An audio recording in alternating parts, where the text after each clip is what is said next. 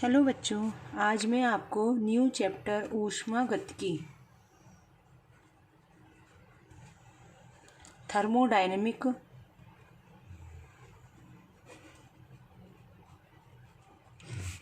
Start करा रही हूँ। ठीक है, ऊष्मागतिकी क्या होती है, सबसे पहले इसकी पता होना चाहिए। ऊष्मागतिकी है क्या?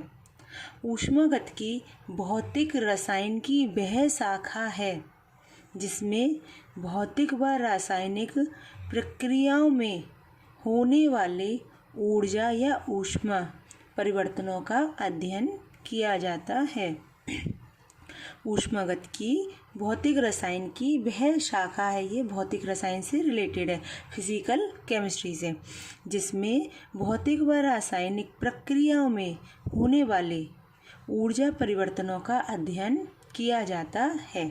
ठीक है, अब इसमें हम सबसे पहले बात करते हैं ऊष्मागतिकी की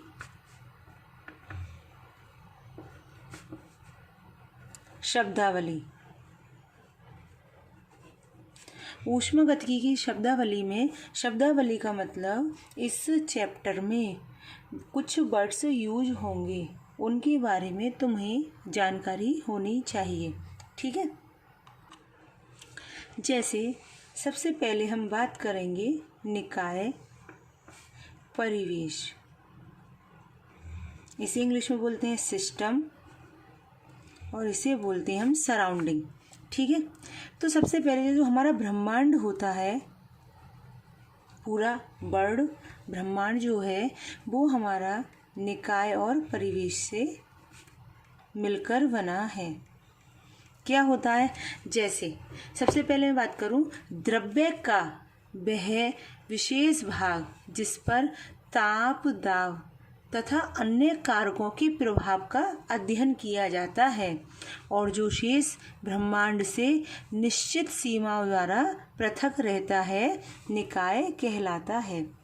समझ आया?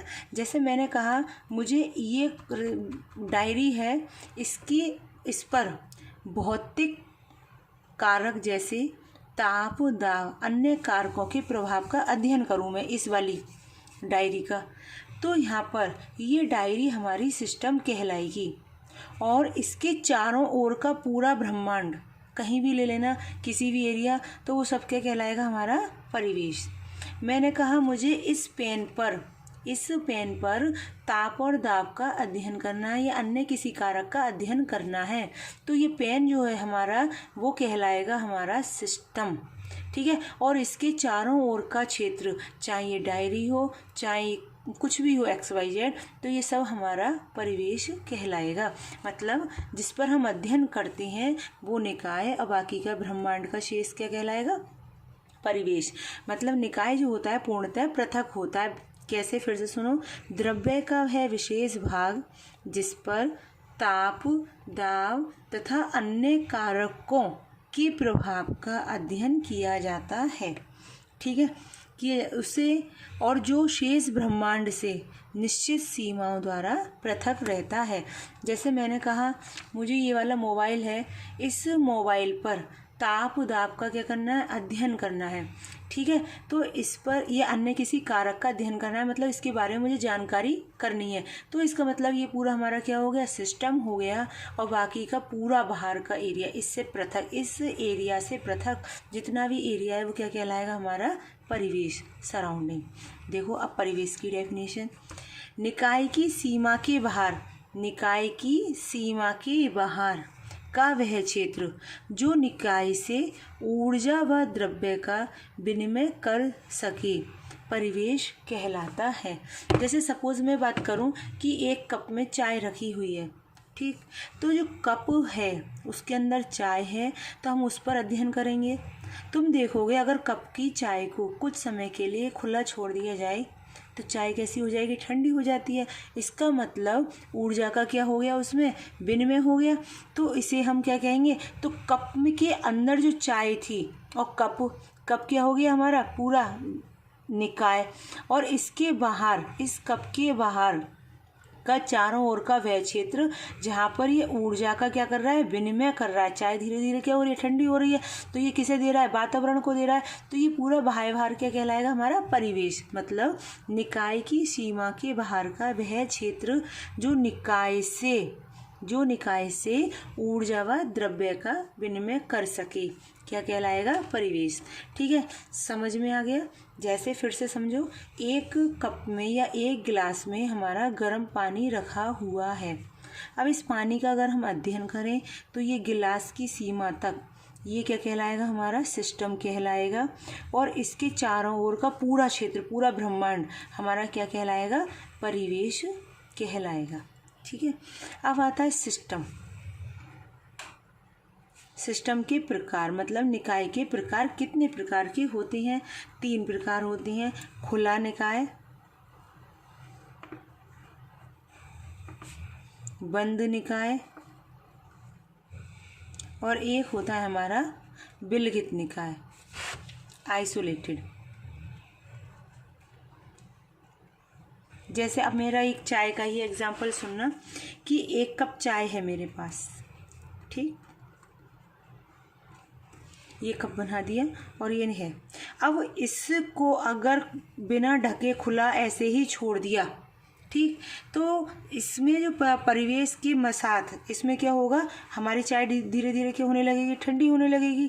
इसका मतलब ऊर्जा का आदान प्रदान हो जाएगा। और द्रव्य का भी आदान प्रदान हो जाता है। ऊर्जा और द्रव्य का आदान प्रदान हो जाता है। फिर देखो, वह निकाय जो अपने परिवेश के साथ ऊर्जा तथा द्रव्य दोनों का आदान प्रदान कर सके, निकाय कहलाता है। एग्जाम्पल, खुले पात्र में रखा जल। जैसे एक बर्तन है, उसमें मैंने पानी रख दिया, तो इससे हमारा ऊर्जा का आदान प्रदान भी हो जाएगा और इसमें द्रव्य का भी हो जाएगा। तुम देखते हो, अगर पानी को बर्तन में रख दिया जाए तो 1 दिन, 2 दिन, 3 दिन बाद उस बर्तन में रखा पानी क्या होने लगता है, सूखने लगता है। ठीक है, और पानी का टेम्परेचर कम बढ़ भी हो जाता है। तो इसका मतलब वो निकाय हमारा कैसा कहलाएगा, खुला निकाय। ठीक, इसमें ऊर्जा और द्रव्य का दोनों का आदान प्रदान होता है। अब आता है हमारा बंद निकाय। बंद निकाय का मतलब इसको हमने कवर कर दिया। तो कवर कर दिया तो ढकने के कारण केवल किसका आदान प्रदान होगा, ऊर्जा का आदान प्रदान होता है, द्रव्य का आदान प्रदान नहीं होता। किसमें, बंद निकाय में। डेफिनेशन सुनो, वह निकाय जो अपने परिवेश के साथ ऊर्जा का आदान प्रदान कर सके तथा द्रव्य का कोई भी आदान प्रदान ना करे, तो उसे हम क्या कहते हैं, बंद निकाय। जैसे बंद पात्र में रखा जल, तो जल तो रखा रहेगा, उसकी मात्रा जितनी थी उतनी रहेगी, लेकिन हाँ ऊर्जा का आदान प्रदान होगा। अगर गर्म होगा तो वो ठंडा हो जाएगा। अगर मैंने उस पानी को, टेम्परेचर पर डिपेंड करता है किसका टेम्परेचर ज़्यादा है, जिसका ज़्यादा होगा उधर से निम्न की ओर फ्लो होगा। ठीक है, फिर आता है हमारा विलगित निकाय। विलगित निकाय का मतलब, इसका एक सीधा सा एग्जाम्पल समझ लो, थर्मस सबको पता है। थर्मस में रखा पानी हो या फिर चाय हो, वो जैसी गर्म होती है वैसे की वैसे ही रहती है। मतलब इसमें ना तो ऊर्जा का आदान प्रदान होता है और ना ही द्रव्य का आदान प्रदान होता है। तो वह निकाय जो अपने परिवेश के साथ ना तो ऊर्जा का आदान प्रदान कर सके और ना ही द्रव्य का, क्या कहलाता है, हमारा विलगित निकाय। देखो, चाय खुली रख दो, कप को प्लेट से ढक दो या फिर उसे थर्मस में रख दो। देखो, द्रव्य का आदान प्रदान, एक और एग्जाम्पल, जैसे खुला हुआ बर्तन है तो हो सकता है उसमें कंकड़ पत्थर कुछ भी गिर सकता है, गंदगी गिर सकती है, और उसको वो हमारे उस द्रव्य की आदान प्रदान हो जाएगा। ऊर्जा का आदान प्रदान, जैसे पानी ठंडा भी हो सकता है और कभी कभी गर्मियों में देखते हो पानी कैसा हो जाता है, गर्म भी हो जाता है। ठीक है, तो इसमें ऊर्जा का आदान प्रदान होता है किसमें, खुले निकाय में। बंद निकाय में केवल ऊर्जा का होता है, द्रव्य का आदान प्रदान नहीं होता क्योंकि ढका हुआ है। ठीक है, इसके बाद विलगित निकाय में थर्मस में रखा हुआ है, तो ना तो वो ऊर्जा का या ऊष्मा का आदान प्रदान करेगा और ना ही द्रव्य का। फिर इसके बाद बात करते हैं हम समांगी निकाय की। समांगी निकाय, देखो नाम से पता लग रहा है समान, ठीक है, जिस निकाय में केवल एक ही अवस्था होती है समांगी निकाय कहलाता है। एक अवस्था हो, जैसे दो या दो से अधिक गैसों का मिश्रण भी क्या कहलाता है हमारा, समांगी निकाय। मतलब दो या दो से अधिक गैसें एक ही में रख दी जाए तो सब एक समांग मिश्रण बन जाएगा। दूसरा आता है हमारा विषमांगी निकाय। विषमांगी निकाय का मतलब जिसमें दो या दो से अधिक अवस्थाएं उपस्थित होती हैं उसे हम विषमांगी निकाय कहते हैं। जैसे मैंने कहा एक पानी है, ठीक, बर्तन में, और उसमें बर्फ़ ऐड कर दूं तो कैसा हो गया विषमांगी, क्योंकि बर्फ़ कैसा है, ठोस, और पानी कैसा है हमारा, जल, ठीक है। इसके बाद बात करते हैं हम स्थूल निकाय की। स्थूल निकाय क्या होता है, वह निकाय जिसमें द्रव्य की पर्याप्त मात्रा उपस्थित रहती है। वह निकाय जिसमें द्रव्य की पर्याप्त मात्रा उपस्थित रहती है स्थूल निकाय कहलाता है। इसमें अणुओं की संख्या अधिक होती है। फिर नेक्स्ट बात करते हैं हम समतापीय की प्रक्रिया। एक होती है समतापीय प्रक्रिया। देखो नाम से पता लग रहा है, सम का मतलब समान, ताप का मतलब ताप, प्रक्रिया का मतलब एक प्रोसेस। वह प्रक्रिया समतापीय प्रक्रिया कहलाती है जिसमें पूरी प्रक्रिया के दौरान प्रत्येक चरण में सिस्टम का ताप स्थिर रहता है। मतलब सिस्टम जो है उसका ताप क्या रहेगा, स्थिर रहता है। तो वो क्या कहलाती है हमारी समतापीय प्रक्रिया। कि वह प्रक्रिया जिसमें प्रत्येक स्टेप पर सिस्टम का ताप स्थिर रहता है क्या कहलाएगी, समतापीय प्रक्रिया। इसके बाद बात करेंगे हम रुद्धोष्म प्रक्रम। रुद्धोष्म प्रक्रम क्या होता है कि वह प्रक्रम जिसमें पूरी प्रक्रिया के दौरान किसी भी चरण में निकाय द्वारा ना तो ऊष्मा अवशोषित हो और ना ही ऊष्मा उत्सर्जित हो, क्या कहलाती है हमारी, रुद्धोष्म प्रक्रम कहलाती है। मतलब समतापीय प्रक्रम में प्रत्येक चरण में क्या होगा, ताप क्या रहेगा, समान रहेगा सिस्टम का।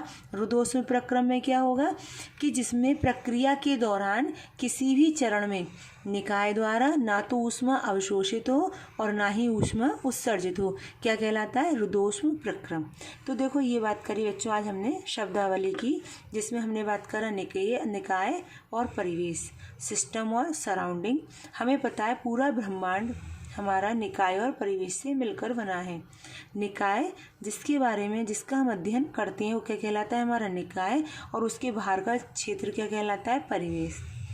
निकाय के प्रकार होते हैं खुला निकाय जिसमें ऊर्जा और द्रव्य दोनों का आदान प्रदान होता है, बंद निकाय जिसमें केवल ऊर्जा का आदान प्रदान होता है, द्रव्य का नहीं होता, विलगित निकाय जिसमें ना तो ऊर्जा का आदान प्रदान होता है और ना ही द्रव्य का आदान प्रदान होता है, समांगी निकाय और विषमांगी निकाय जिसमें एक ही अवस्था होती है और जिसमें दो या दो से अधिक अवस्थाएं होती हैं, स्थूल निकाय जिसमें पर्याप्त मात्रा में द्रव्य की मात्रा उपस्थित रहती है अर्थात अणुओं की संख्या अधिक होती है। समतापीय प्रक्रम ऐसी प्रक्रिया जिसमें प्रत्येक चरण में सिस्टम का ताप क्या रहे, समान रहे। रुद्धोष्म प्रक्रम में ऐसे प्रक्रिया जिसमें प्रत्येक चरण में निकाय द्वारा ना तो ऊष्मा का अवशोषण हो और ना ही ऊष्मा का उत्सर्जन। ये रुद्धोष्म प्रक्रम जरूर याद रखना कि इसमें ना तो ऊष्मा का आदान प्रदान होता है, आदान प्रदान नहीं होता, ना तो उत्सर्जित होती है और ना ही अवशोषित होती है, अर्थात इसमें DQ जो होती है वो हमेशा 0 होता है रुद्धोष्म प्रक्रम में। ठीक है, फिर इसके बाद हम कल बात करेंगे नेक्स्ट वीडियो में ऊष्मागतिकी का प्रथम नियम या ऊर्जा संरक्षण का नियम। ठीक है बच्चों, अब तुम्हारा ये चैप्टर स्टार्ट हो रहा है, थर्मोडायनेमिक करना, अच्छे से पढ़ना, इम्पोर्टेंट चैप्टर है। कोई भी प्रॉब्लम हो तो तुम मुझे पूछ सकते हो। ठीक है।